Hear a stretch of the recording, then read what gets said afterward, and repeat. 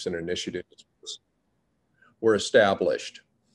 And one of these was focused on seabed mapping, and another was on deep sea exploration. And so this formed what we call the AORA Atlantic Seabed Mapping International Working Group and the Atlantic Seafloor Partnership for Integrated Research and Exploration, or ASPIRE. And that's all I'm going to call it from now on. It's a mouthful. The effort of the Seabed Mapping Working Group and ASPIRE initiative have worked closely also with the Galway linked Horizon 2020 projects that were launched shortly after the Galway Statement was signed. Some of these are notably I-Atlantic, which had a very successful work on deep sea exploration and mapping primarily in the North Atlantic, Mission Atlantic and Atlantico, or I should say Atlas. And then of course now I-Atlantic, Mission Atlantic, and Atlantico are these new Horizon 2020 projects that are linked to the All-Atlantic effort.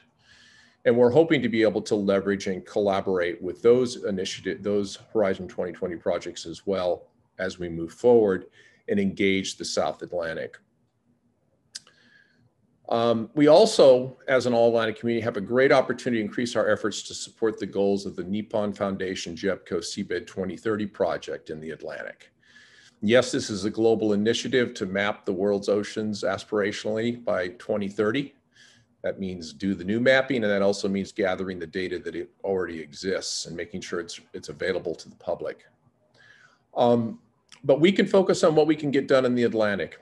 And we're pleased today that we have Vicky Farini here to help with the discussion session, who's the lead for the Atlantic and Indian Ocean Regional Center for Seabed 2030. So